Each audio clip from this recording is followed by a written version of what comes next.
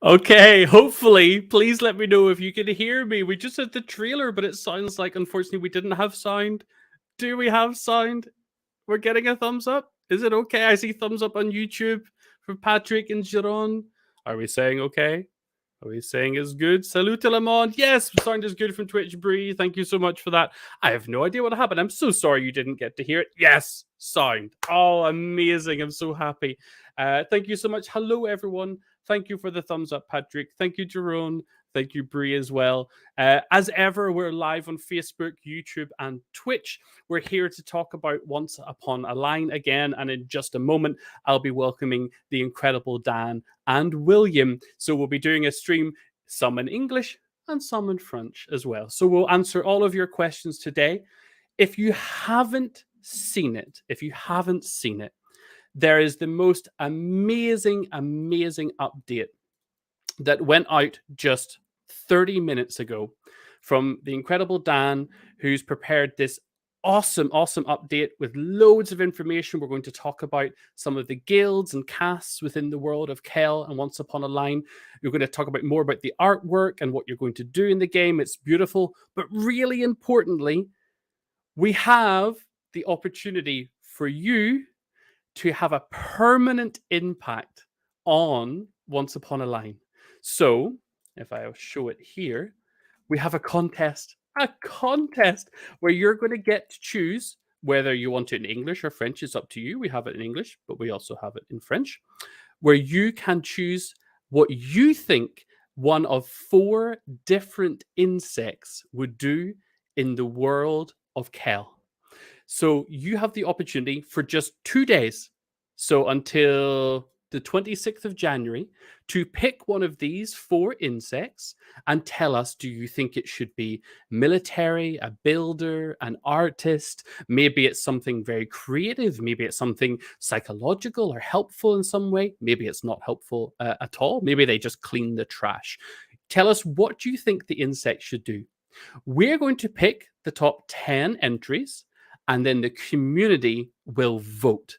And the top winner, the community chosen option, is going to get put into the game for real, into the world, along with your name, with your proposal. And look at these guys, they're so cute.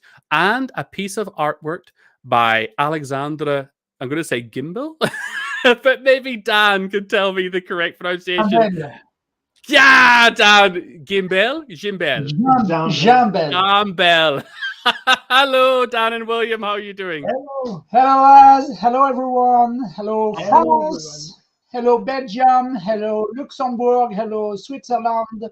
Hello, USA. Hello, United Kingdom, Ireland. Hello, everywhere around the world.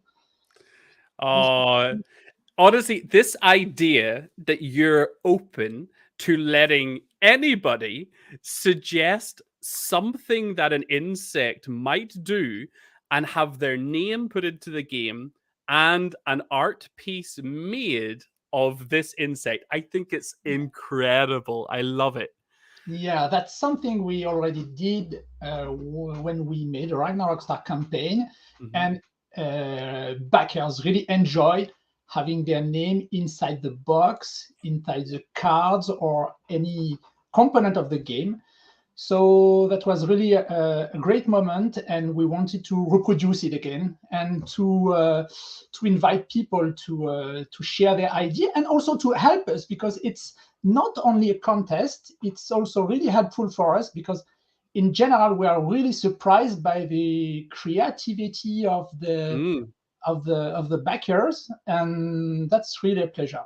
Can I just of course, say a word in French also? Yes. Donc, merci beaucoup, merci d'être venu. Bonsoir à tous, bonsoir à la France, bonsoir à la Belgique, au Luxembourg, à la Suisse, bonsoir aux USA, bonsoir à tous les pays du monde. Merci d'être là. Et puis donc, oui, en fait, on expliquait juste avant qu'on avait démarré un concours, et ce concours-là, eh bien, c'est un concours qu'on avait déjà testé sur Ragnarok Star et qui avait très, très bien fonctionné. Les gens avaient beaucoup participé, il fallait trouver des titres sur des cartes du jeu, etc. Et à la fin, on avait donc imprimé les cartes avec les noms des backers dedans. Donc, title made by, et puis on avait mis le pseudonyme. Et bien là, c'est pareil, on va faire un concours, et donc on vous invite à inventer, à imaginer ce que pourrait faire un insecte parmi les 4 qu'on vous propose, dans le monde duquel ils n'ont pas encore de fonction. Et c'est à vous d'imaginer comment les humains, dans le monde duquel, pourraient bien utiliser ces insectes. Voilà, donc vous avez une menthe religieuse, un forficule qu'on appelle aussi le pince-oreille en face, et une coccinelle, et à vous de trouver comment on peut utiliser ces insectes dans le monde duquel. Donc n'hésitez pas à proposer des idées les plus créatives que vous souhaitez, et faire autant de propositions que vous voulez. Qu'est-ce qu'il met?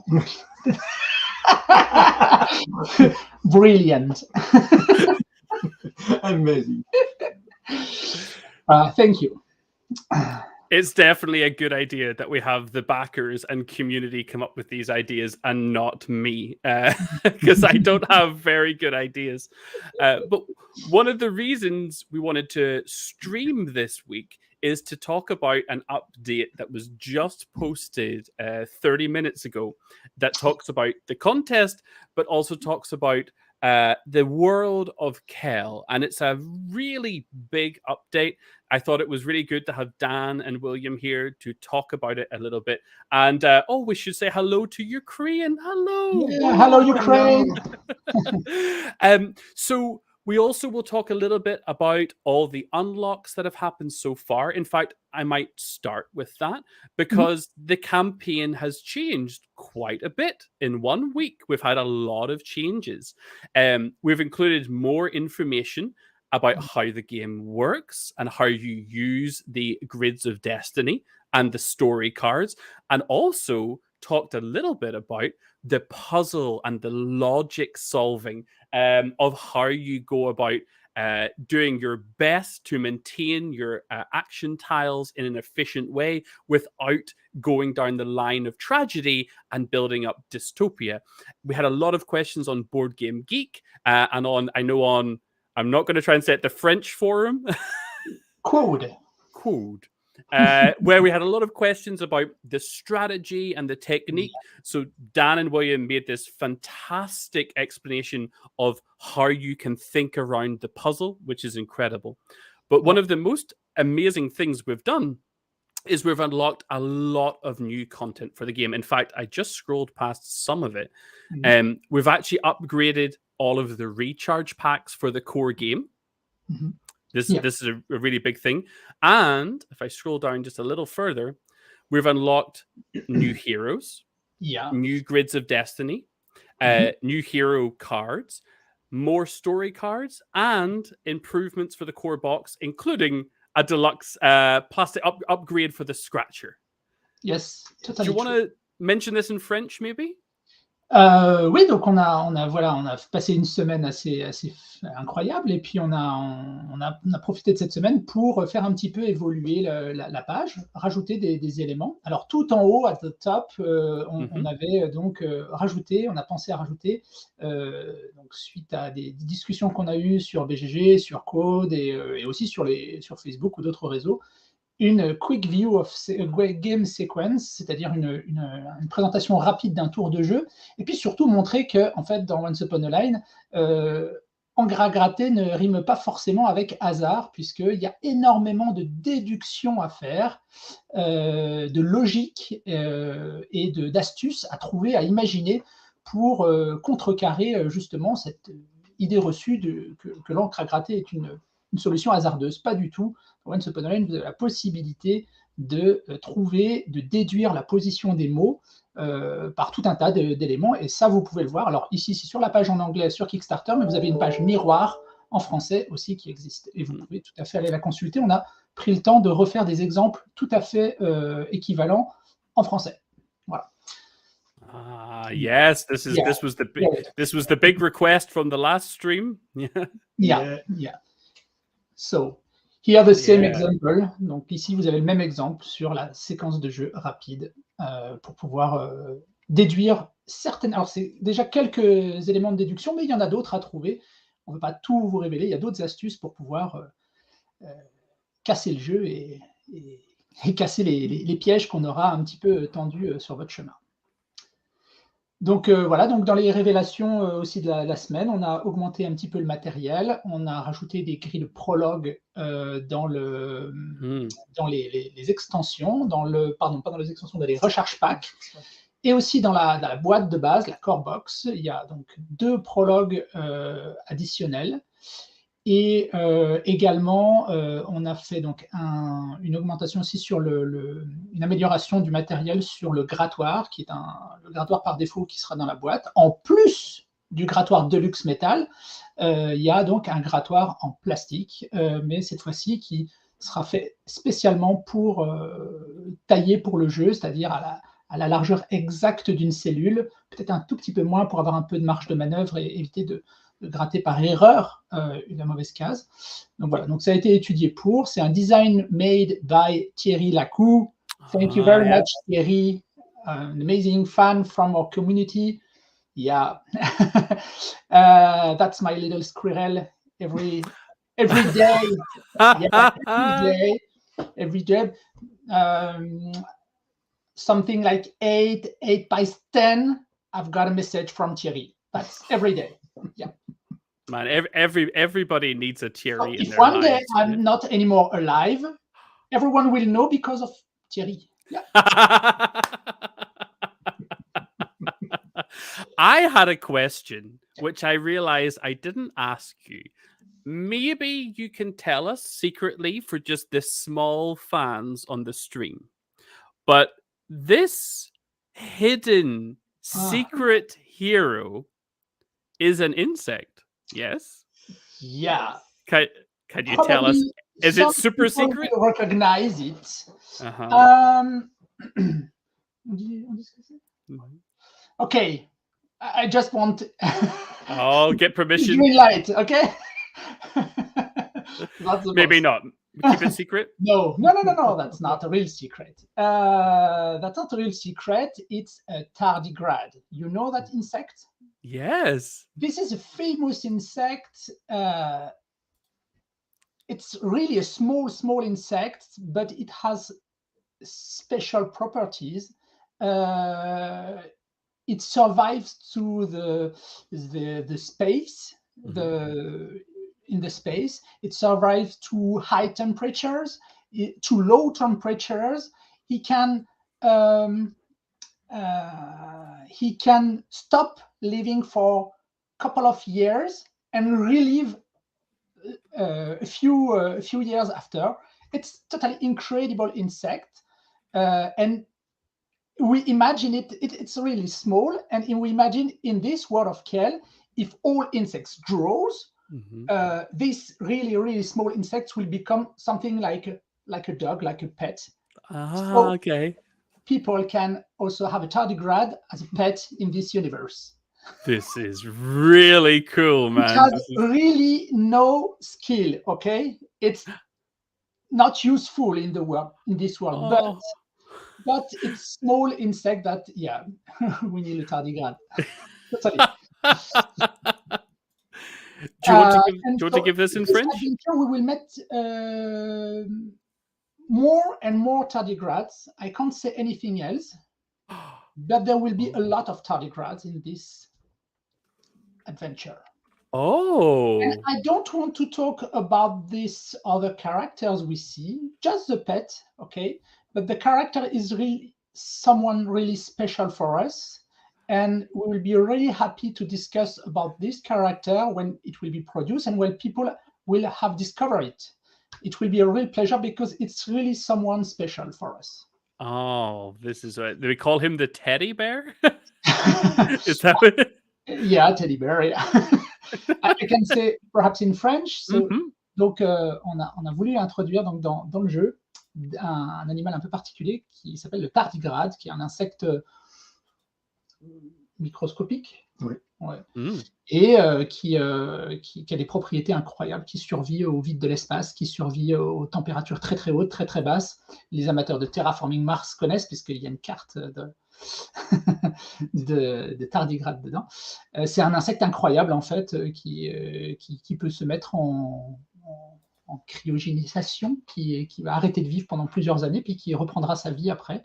Donc il est capable de propriétés assez incroyables. Et donc dans le monde de Kel, on a imaginé que les tardigrades pouvaient peut-être avoir évolué un peu plus gros que ce qu'ils sont actuellement et que ça deviendrait un peu des animaux de compagnie pour certains. Voilà, donc cette créature qu'on va pouvoir débloquer dans le scénario Splendeur et Dégradation, Splendeur d'échéance, pardon, en anglais. Donc un personnage un peu particulier avec un animal de compagnie. Voilà, et on n'en dira pas plus dessus. Thank you very much, Dan. Dan, you're doing double work today, doing it in English and French. Two brains. Oh, and then immediately we have a request for Italian. So I think Italian. I learned. That's the only one word I know. Yeah. Lucky Duck Italy opened last year, so we now have Lucky Duck Italy, and I learned it's very important how high you hold your hands changes everything. But I will say that for Once Upon a Line, we're both Pertifraka and Lucky Duck are looking for other partners for languages. There is a form, if I remember right. If I can find it, right? It's near the bottom, isn't it? At the bottom. Aha. So if you know a publisher in your language who you'd like to publish the game, we have a little form here where they can click and they can give us some information to localize Once Upon a Line in your language. So this is something we hear German fans, Spanish fans, Italian fans, but we hear you. There's a lot of words in the game. Something that we didn't really make completely clear, I think, is how many words are in this game.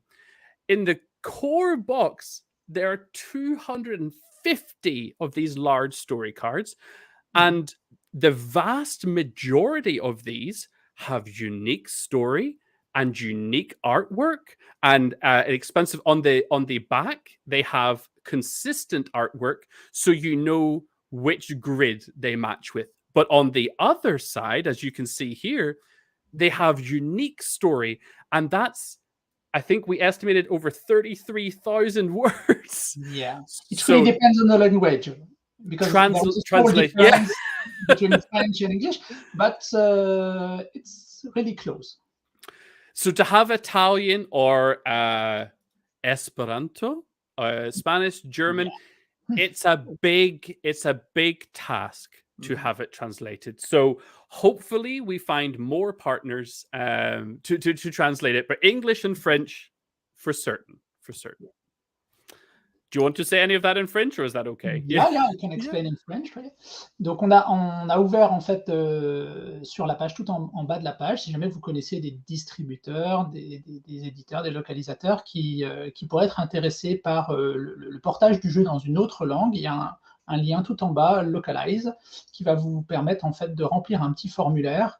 Donc n'hésitez pas à le transmettre aux personnes intéressées que vous pourriez connaître et qui vont donc avoir la possibilité de se positionner. Ça enverra automatiquement un email à Lucky Duck Games et à nous aussi en copie, mais qui permettra donc de se positionner sur un portage, une localisation dans une autre langue, quelle qu'elle soit, italien, espagnol, allemand ou autre. Voilà, donc il y a tout à fait cette possibilité-là. Et donc du coup, Az revenait sur l'immense quantité de mots présents dans le jeu, parce qu'effectivement, là, vous voyez des cartes qui... on voit que le verso, qui a une image unique, qui correspond donc au chapitre qu'on voit au-dessus. Donc ça, c'est pour identifier très facilement. Par contre, au dos, il y a quand même 250 cartes dans cette boîte de base, 250 cartes avec des textes uniques. Donc il y a quand même un énorme travail d'écriture qui est fait. Il y en a encore effectivement dans les extensions. Chaque extension contient entre 100 et 200 cartes.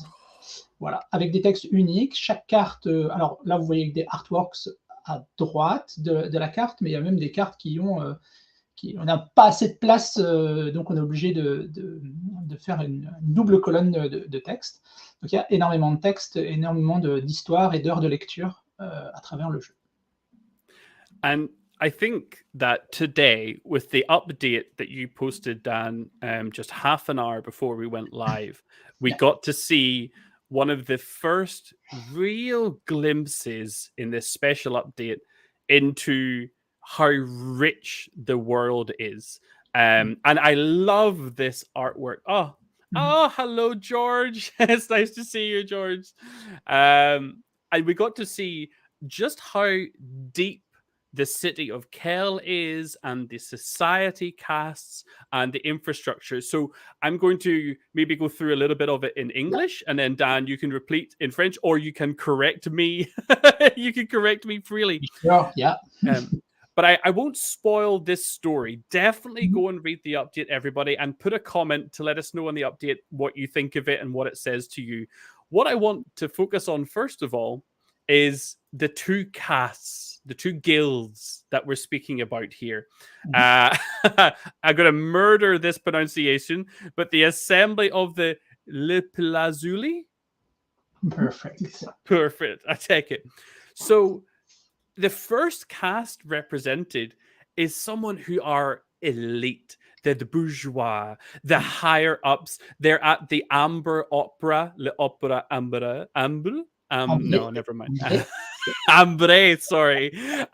They're dressed in white. They're looking down on others with their headdresses. They have status and prominence. And in the history of the city of Kel, you know, these are the first people. These are the saviors. These are the people who everybody looks up to. That's what storybooks tells.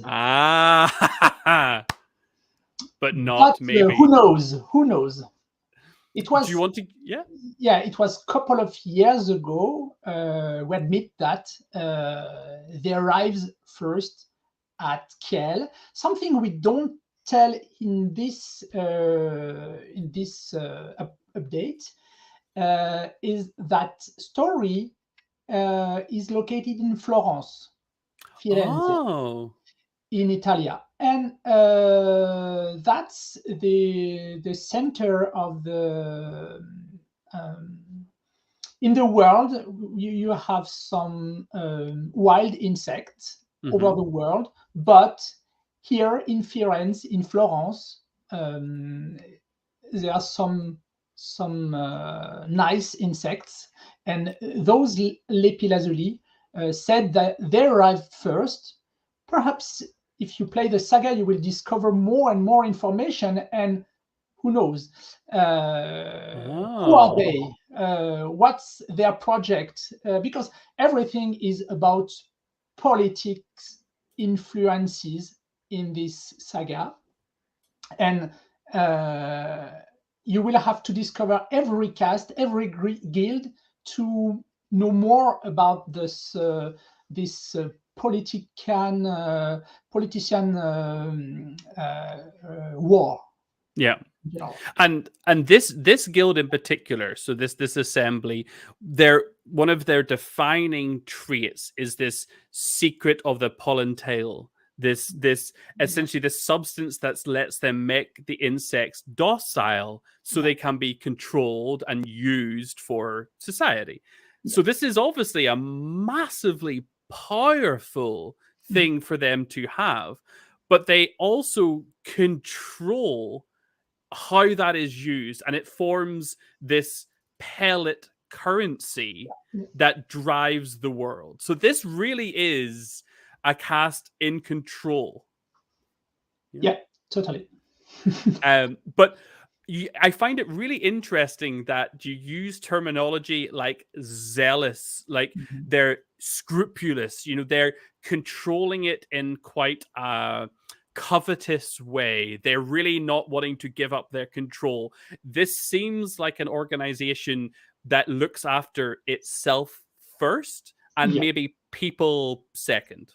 Yeah, like bourgeois. Yeah. So they're involved in banking and the finance. They're also involved in education and the direction of who actually becomes the people who are educated and join them. And they're involved in politics. They seem to have their fingers in all the major pies. They have all controls, yeah. But then each guild, Not totally. We will see that, yeah, the second guild we will discover, they have also the control on it. And we will discover it. But there are 5 major guilds. And an additional guild that is out of the law. But we will discover it later. Such a tease, such a tease. And just saying hello to Fabian. Oh, he's being Yeah, very Fabien. nice. Oh, thank you. And also to this Facebook user who thinks Once Upon a Line rocks. Yeah. So each guild also has a connection to some particular insects, sometimes more than others. So this guild in particular are more leaning towards the chic, the classy, the insects that make them look better. So they get butterflies, of course. Yeah. Which I think is just wonderful. So maybe if you like, we can do the same and talk about this guild in French. Yeah, thank you. Yeah. Donc on passe un petit peu en français. Donc on fait la présentation donc de l'univers de Kel, et un univers qui est assez riche et profond, puisque en fait on démarre avec la présentation donc faite par Lucan l'Ancien. C'est un personnage que vous retrouverez, Lucan, puisque on parlera dans un prochain update. Is this Santa Claus, by the way? Is this Kel Santa Claus? Yeah. Quelle surprise! Santa Claus. Oh. Yeah. That's an art from Tony Bronza. We say hello to our Canadian friend Tony, the youngest from the team. And the artwork, in the background has been made by Bastien Boulet. It's gorgeous. They're both gorgeous. Talented guy, yeah.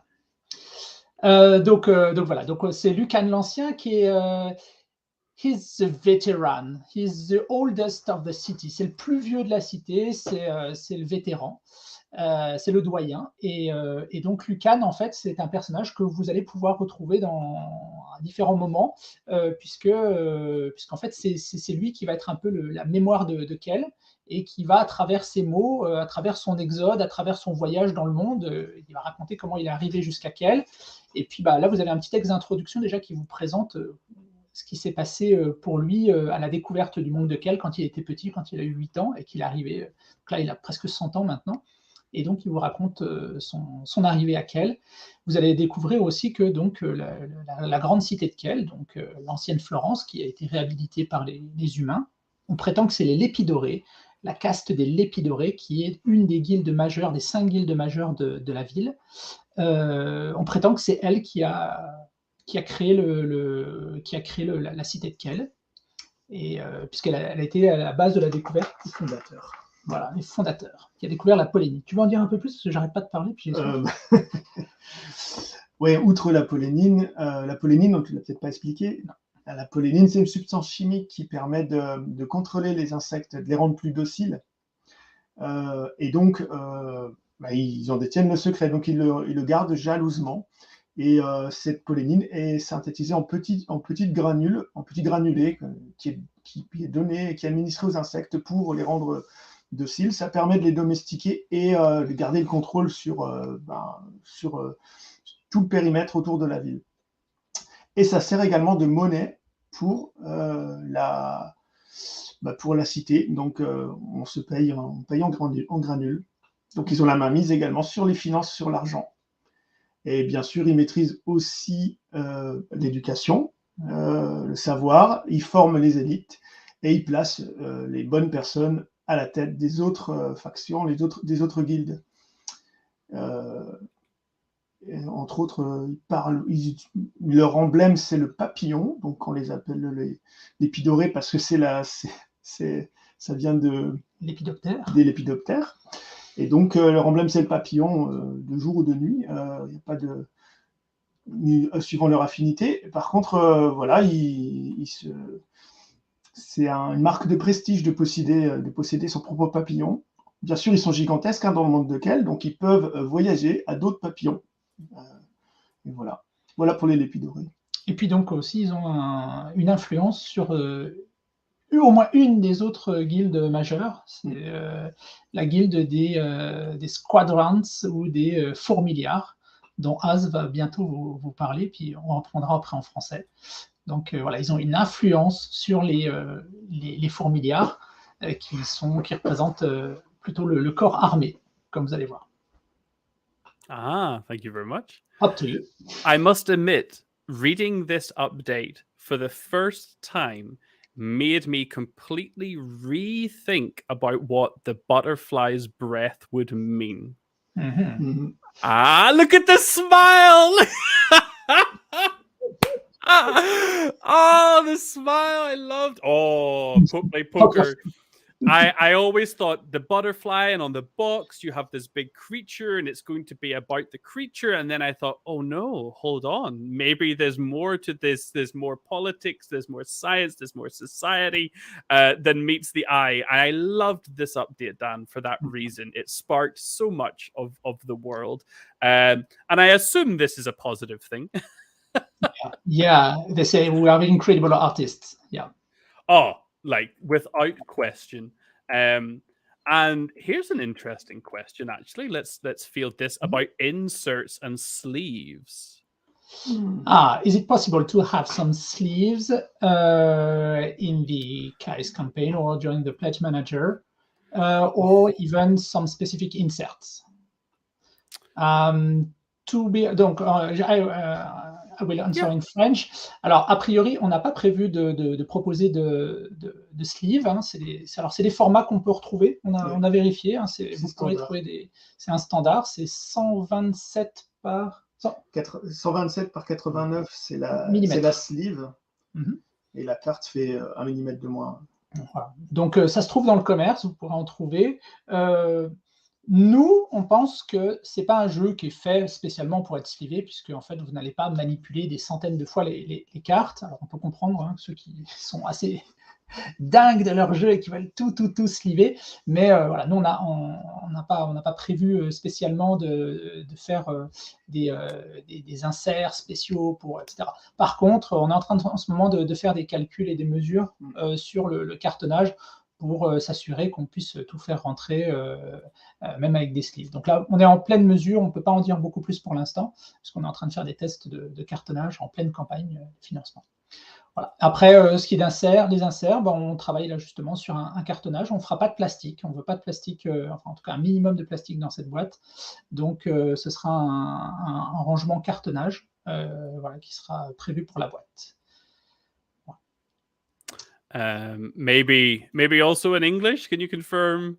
Yeah, we decide to not provide during the Chaos campaign or during Pledge Manager any sleeves. We explain that it's a standard size for the card, so you can easily find some sleeves on the internet or in your retail shop.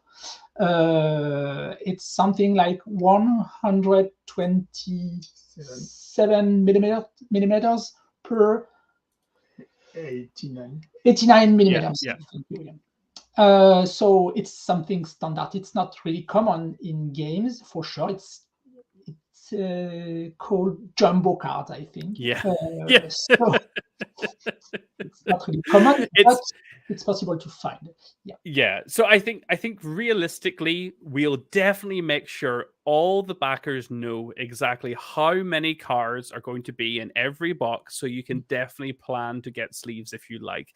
But I don't think really there's that much demand, and the nature of the cards is that you won't be shuffling, you really won't be handling very much. They kind of give you story and then give you a presence on the table with that artwork and those words defined. So it's one of those things where we probably wouldn't have enough backers wanting sleeves for it to make sense. But yes, you can definitely get them in this jumbo size, which I love this name. Okay. So Patrick with a little snail. This is too cute. I love this. Yeah. So we obviously talked about the assembly de Le Palazzuli. Yeah. Shall we also talk about? Hold on. a couple more questions. Let's ask. There's 2 more questions here. There's one from Paul. So outside of recharge packs, how do you keep the story/game from being a single run through campaign? So it's worth saying, Paul, that the core box of Once Upon a Line, as it comes, it's been upgraded now, so you will get 3 copies of the prologue grid. It's a great way to try the game, get familiar with the rules, maybe show some friends before you start into the full deep campaign. When you play through it, each grid of Destiny, and there are 5 of the big grids in the core box, is easily 3 hours of gameplay from the playtesting we've seen.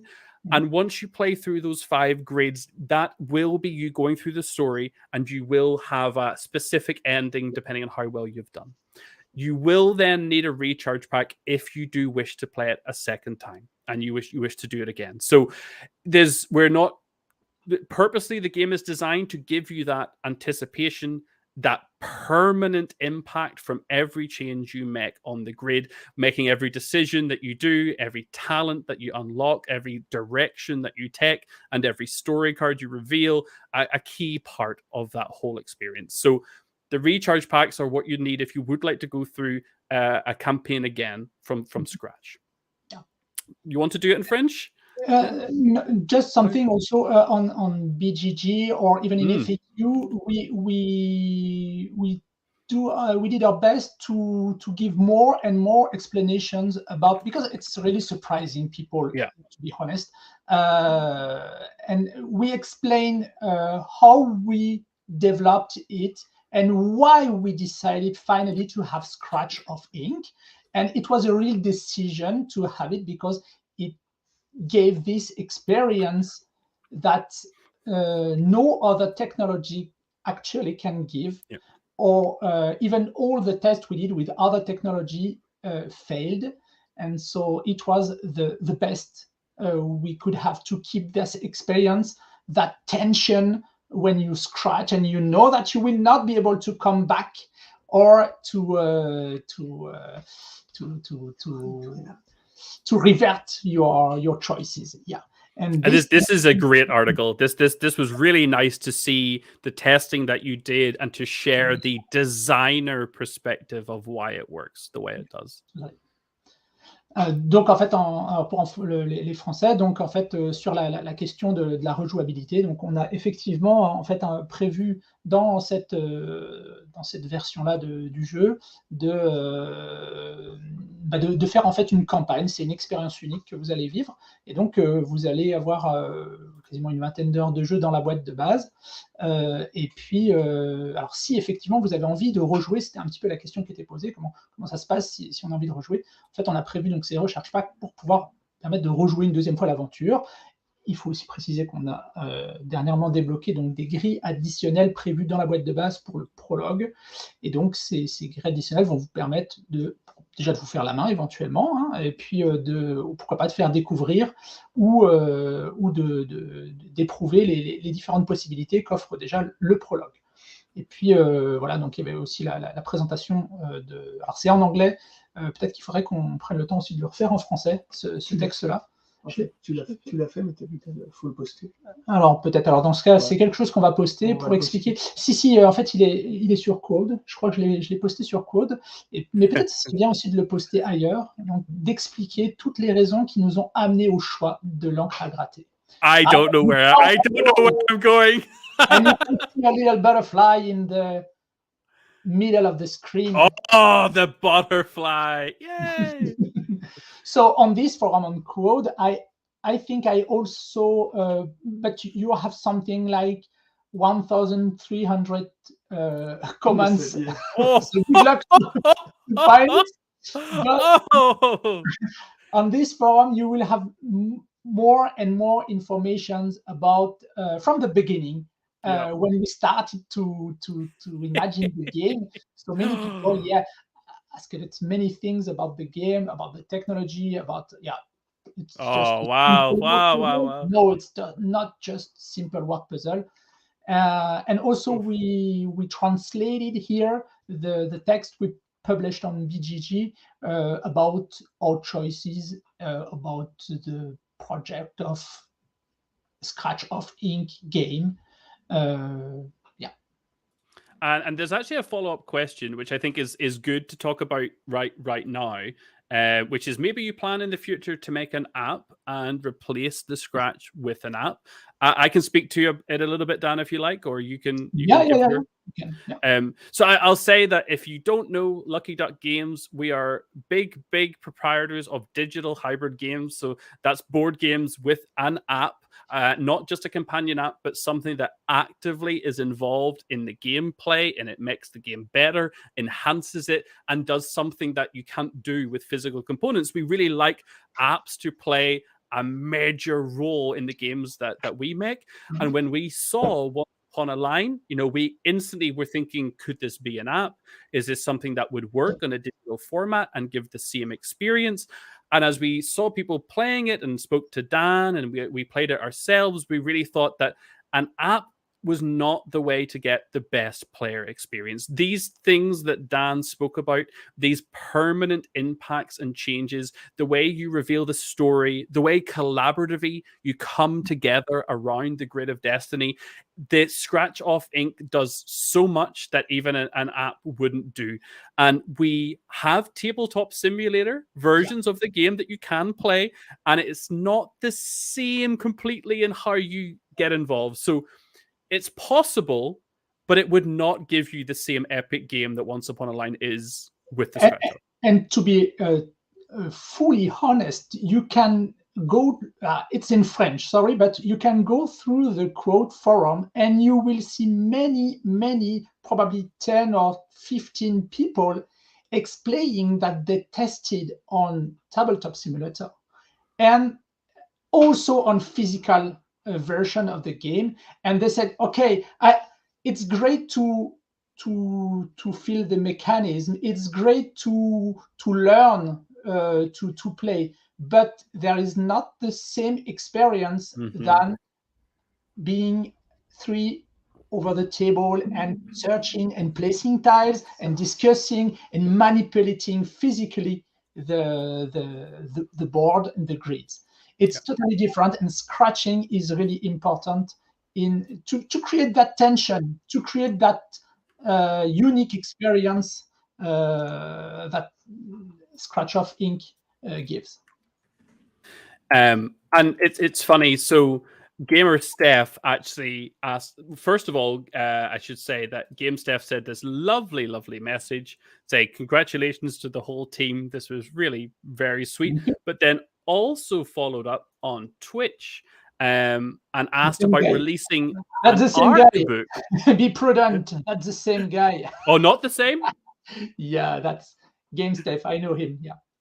Sneaky Game Steph on YouTube and Twitch. Yes. Inflate our viewer numbers. So could we have an art book of the game's illustrations?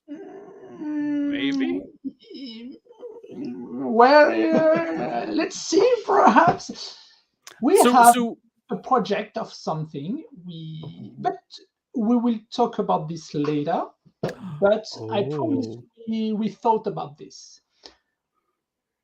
That's the only thing I can say. And I will answer in French, sorry, also. Donc, Game Steph, merci pour ta super question. Donc, salut déjà, Stéphane. Et ben, alors, en fait, c'est quelque chose auquel on a songé. Alors, sur les artbooks, alors, ce ne sera pas tout à fait un artbook au sens où toi, tu l'entends, mais on réfléchit à quelque chose, à un objet qui permettrait de rentrer plus profondément dans le monde de Kel, et pas forcément que à travers le jeu à gratter, mais aussi à travers un autre élément de jeu. Mais ça, on en reparlera un peu plus tard. I want to know the answer now. Again, when I read today's update, it made me more than ever want to play like a role-playing game set in this world. You know, this like there's richness and depth to this world that's just to be discovered, you know? That's not a hazard. We are role-playing guys. That's our first, well, not our first, but the passion that started started here in how did he say? Grandeur nature in French, in real role-playing games. So you played your role, you know that sort of game? Yes. we met together making sort of role-playing games, and that's our DNA, and that's not a hazard if you find it in Once Upon a Line, because we wanted to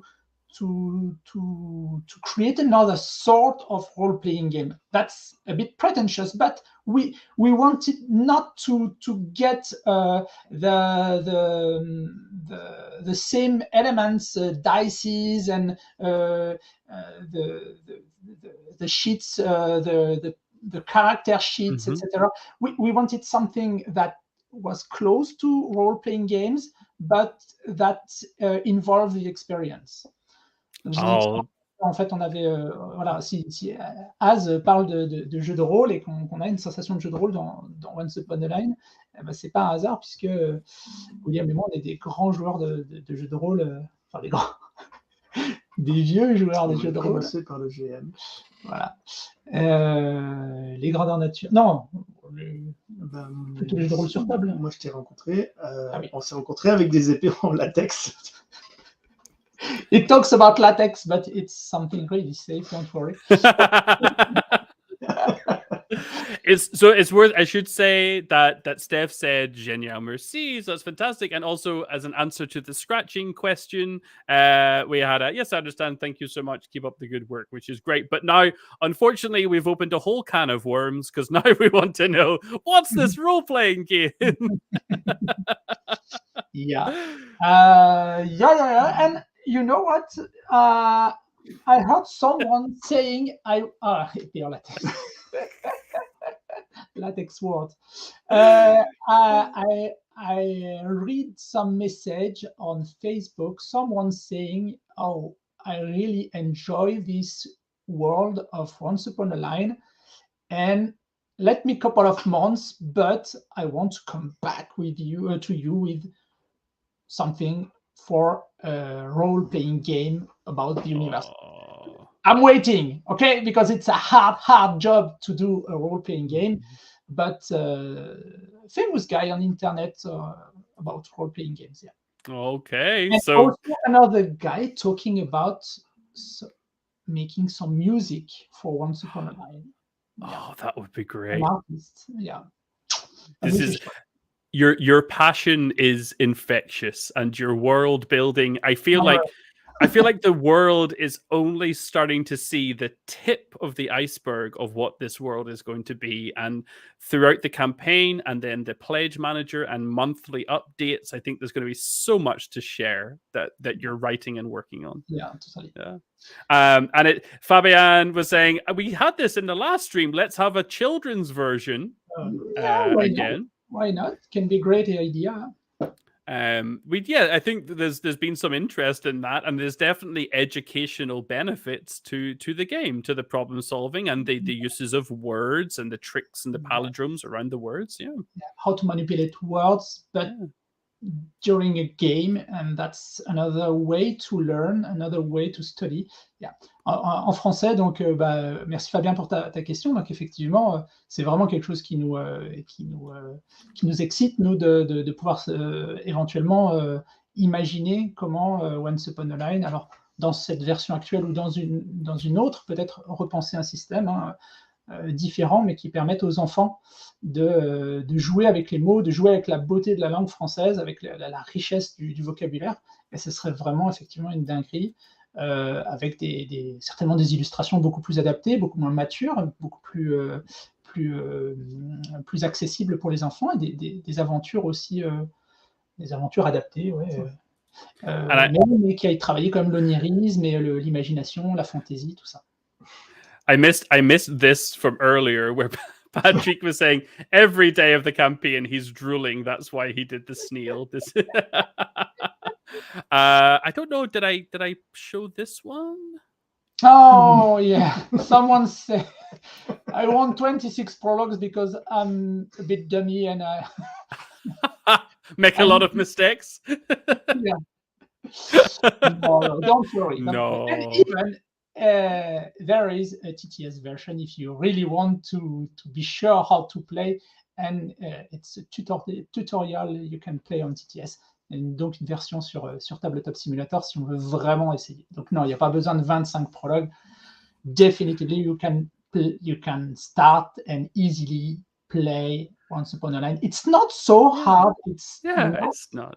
It's very easy to get started and learn the game. And you said, Dan, you cannot lose Once Upon a Line. A story cannot fail.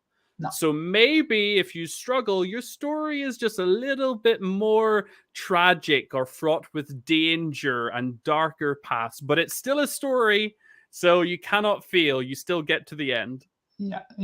On peut pas perdre à Once Upon a Line, c'est pas possible. On a prévu un système où justement en fait l'aventure compte, c'est ça que ça qui compte. On veut que les joueurs puissent avoir une vraie histoire de bout en bout, qu'il n'y ait pas de difficulté à avancer dans les scénarios. Et donc, du coup, on a prévu un système qui ne pénalise pas les erreurs, qui ne pénalise pas... vous irez quand même à la fin de la saga, si vous jouez tout, vous irez quand même au bout de l'histoire et vous aurez quand même une des 9 fins alternatives de l'histoire. Donc, il n'y a pas d'inquiétude à avoir, on peut jouer sans... Même si on fait des petites erreurs, c'est pas grave. GameStef qu'on a vu avait fait une partie à Épinal et il avait fait plein d'erreurs parce qu'il découvrait la mécanique, parce qu'il y avait du bruit, parce que c'était pas évident. Et pour autant, il a quand même été au bout du scénario. C'est pas un problème. A lot of fantastic support, and then we're going to get back to the update because we need to talk about this Squadrant Legion. But Fabian is predicting Asdor in 2024. Come on. If you can give some backsheesh to the jury of Last Door, it's great. And also say just a quick hello, congratulations to the team. Hello. I'd already pledged. Thank you so much. That's amazing. Yes. And Patrick showing that the support really is there, wants this to be an enormous game with illustrations and stories. They want to have a Once Upon a Line sci-fi, is that? Yeah, sci-fi. Oh my goodness. Well, we have a little bit of sci-fi, right? Yeah, close to sci-fi. Oui. On a effectivement une des aventures qui va être pas loin d'un thème science-fiction. Donc, mais Patrick, il n'y a pas de problème. Et puis, je sais quel pledge tu as pris. Et donc, je peux te promettre environ une vingtaine d'heures d'aventure dans un univers. Alors, c'est pas dans l'espace, mais c'est quand même très SF dans l'approche, puisqu'on va jouer avec des personnages dans un niveau de technologie assez élevé. High technology in this adventure. As you can see on the artworks, it's not old technology. It's you would probably meet people doing teleportation or really crazy things. Yeah. You can see already. On en parlera un peu plus. We should. I think we should talk about this. Function, no. Yeah, in another update or I think sure. We will have to sure. explain more and more. For me, I just need to know more because I'm already saying a deep evil growls whenever I get hungry. That's now what I tell my partner whenever it's time for dinner. I'm like, a deep evil growls. I need to have dinner. Okay, let's talk about the Squadrant Legion, shall we? Yeah. Because there's going to be more of these updates to come. We're not even halfway through the campaign. We're 1 week through the campaign. We've had an unbelievable amount of support. Let's get this to 200,000. That's really where we want to be. Get as many backers as we can. And this was the first update that you did, Dan, where there was a lot of lore, a lot of world to share. So we spoke already earlier in the stream about the assembly of the word I'm not going to say anymore. Lepizaluli. And now... No, I was talking to Dan today about how to say this name because I was like, is it Squadrant or is it Squadrant? And I love Squadrant. The Squadrant Legion. Yeah, it's so good. So this is really the military guild, right? These are the ones who are on the outskirts. They're outside the main cities. They're destroying nests of wild beasts, and essentially they're almost like the front line of defense. Yes.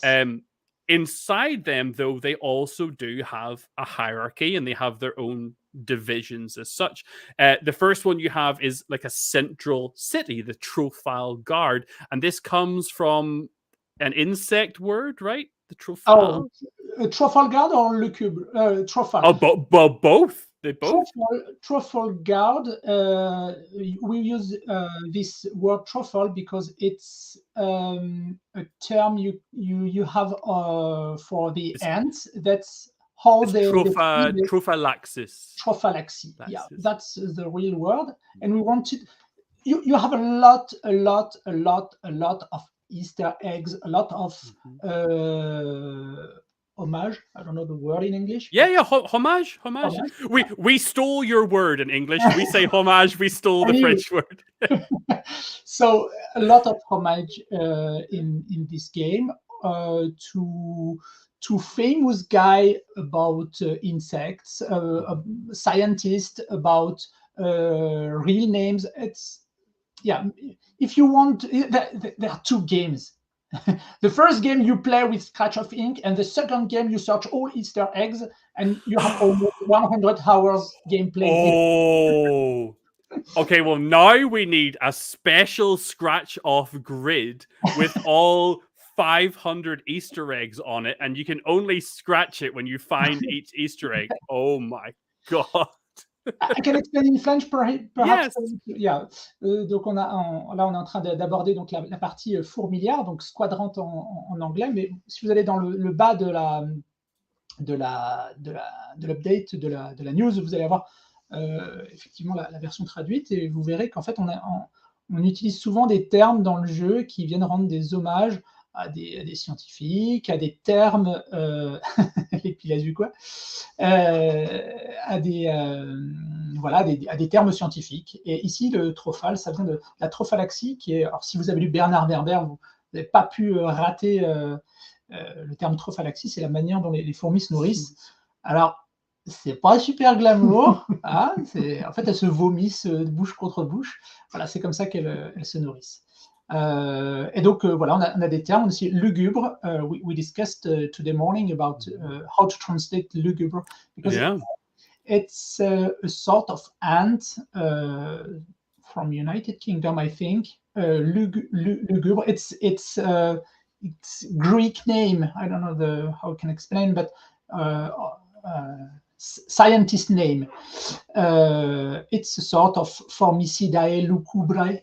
And that word has a real specific meaning here in France. Lugubre a vraiment une connotation de noirceur et de difficulté, because it's patrol that always, like in Game of Thrones, you know, this guard, they have the bad job, but it's also a community inside the community. Donc cette garde, cette patrouille lugubre qui a un rôle assez ingrat finalement de protéger la cité contre les insectes sauvages. So this patrol has the bad job, but it's also a lot of honor to do that job. You know, to sacrifice you for the patriotism. So yeah, they fight against wild insects, and they try to keep the peace on the city of Kiel. And they have another function, they alert also. Okay, it's the VG, they alert the other squadrons in the city. So yeah, and they are riding on giant ants, on Formica rufa, the red ant. Black and red, and they have the ability to use it, and they can also use the force. It's military people, so they have ability to use the force to keep people under control, because you will discover in this universe that situation is not so good, and that's that's a little bit, that's the purpose here. So everything looks good with this sunset, with this, but also something terrible will probably happen, and it's this tension we wanted also to give.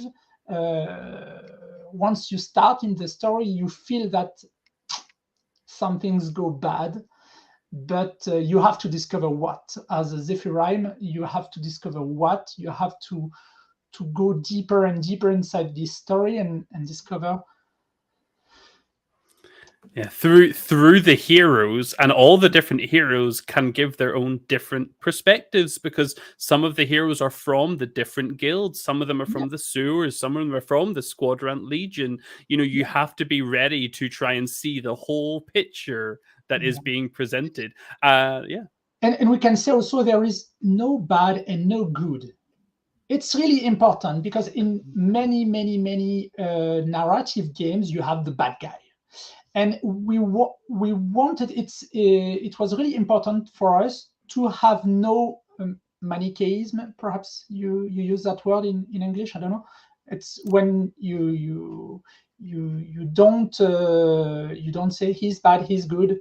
It's everyone has a dark side. It's more morally gray. It's like everybody has their own drives and motivations. And that's what we wanted for this game. Donc pas de manichéisme dans le jeu. On est vraiment sur c'est quelque chose qu'on voulait faire ressentir, qu'il n'y a pas de gentil, pas de méchant. Voilà, et que finalement on a tous une part d'ombre, et donc vous allez pouvoir incarner un petit peu toutes les guildes de l'histoire, tous les personnages.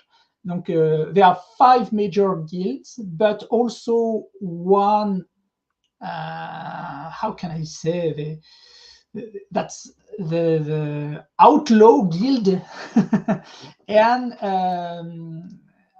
and also some outcasts people that do not belong to any guild in Kiel. So they have also a mission. They have also a way to modify the story. So outcast guys have also an importance inside the story. Everyone has an importance. So these squadrons are the military force, but not the most important. Everyone has a small importance in the story. I absolutely love it, Dan. I cannot wait for the next update where you're going to share even more about these guilds and about the presence. So we've got 3 more guilds to talk about, and then maybe the outcasts with this other guild. We might give a little bit of information. And then we have both expansions as well still to share more about. So there's actually still nearly a week and a half for the campaign. We go until Friday next week, so more time for more updates and more unlocks, and maybe another live stream as well. And I want to say hi to Steph. Steph actually did play the game, and so much awesome content. Thank you, Steph. Thank you for stopping by. Okay. Oh yeah, it's one of the reviewers. Yeah. Yes, it is. Board Game Steph. He did an amazing live stream and a blog on Board Game Geek covering Once Upon a Line, which was really wonderful. Funny video. Yeah. Shall we talk about the contest again just before we finish, and then yeah. Please do that contest if you want to have your name inside the box, inside the game. You have the possibility to have your name inside. And how? Please explain us as how we can have our name. You turn up at Dan's house. No, okay. So you go to this link that I'm sharing in chat to everybody right now across Twitch and Facebook and YouTube. That's the English one. I'll share the French one as well. You go to that link. You have a look at the 4 different insects that are presented. I'm going to do it right now. There are 4 different insects you can choose from. You can have either Oh, that's the wrong one. Hold on. That's the wrong one. That's localizing the game. That's not where I want to be. Let's click the link in the update because that will take me there. Here we go. Enter here. Boom. So you go to the link, you look at the 4 insects. For English, it's praying mantis, the earwig, the sticked insect, or the ladybug, and you propose to us what it is you think that they will do in the world of Kel. So here you'll see praying mantis, earwig, stick insect, and you tell us what role do they play in society. And Dan, to give many words. We have 500 characters maximum allowed, but because I already saw some answers, people saying, okay, ladybug for nursery. But it's not enough. We want to know more how we can use them inside the story. And be sure Alexandre will do an incredible work with this insect. He really enjoyed to I think he wants to do the praying mantis, but we will not make it the first of the contest for sure. No, we write all your ideas you have. Give us some ideas of usage. Thank you. So another egg, you see? Donc, you want to say in French? N'hésitez pas à participer à ce petit concours qui n'a pas de... Vous n'avez pas gagné d'argent, vous n'avez pas gagné de boîte de jeu, mais vous allez avoir la possibilité donc d'inscrire votre nom à tout jamais dans une boîte de Once Upon a Line. Et ça, c'est quand même sacrément cool, puisque en fait, la proposition que vous ferez, donc parmi les 4 insectes qu'on propose, la menthe, le forficule, le phasme et la coccinelle, on ne leur a pas encore défini d'usage dans l'aventure. Et donc, du coup, vous avez la possibilité de...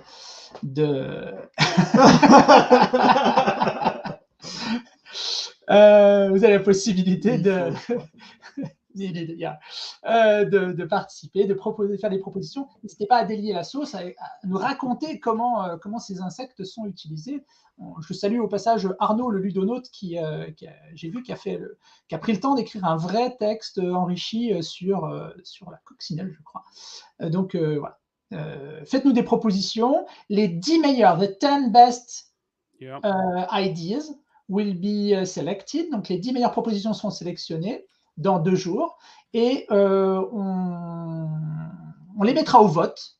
So you will have to decide who the winner of the contest. We will not decide, you will decide. So that's not in our hands, that's in your hands. When I say you, I don't say you as, but you, the guy who... Not me, I don't want to decide. So you will have to decide who's the best idea, who has the best idea, and what should be printed inside the box. I love it. I respect your bravery because British people always mess up these kind of quizzes, these kind of contests. We always come up with silly names for boats like Boaty McBoatface or Insect McInsectface. You know, I really hope we get some people with some better imaginations than I have. No. Brilliant idea for coffee. Okay, well, look, I think it's been a great stream. I really look forward to more updates on more of the guilds and the expansions. Dan and William, thank you so much for being here. Anything you'd like to say before we say goodbye to everybody? Vas-y, le mot de la fin. Merci de nous avoir suivis. C'était un super live stream. Et donc, on espère vous revoir bientôt pour le prochain. Demain. Ah non, le prochain live. Je ne sais pas quand. On va y réfléchir. On va essayer de définir une date. Et puis, alors dites-nous aussi en commentaire. Il y en aura peut-être un pour la fin. On va faire un live. Oui. We will probably make a live at the end of the campaign. Oh, we have to pop the champagne together, of course. I mean, I can't afford champagne. Mine will be like Prosecco or some cheap off champagne from like Irish champagne or whiskey. Yeah. Okay, thank you so much, Dan and William. Thank you everybody for watching, whether you're on YouTube, Twitch, or Facebook. Really appreciate you being here. looking forward to more support, and we've got another week and a half to go with the campaign. So hopefully more backers and more sharing as we go more into the world of Once Upon a Line in Kel. So thank you all. Goodbye and have a great day. Salut.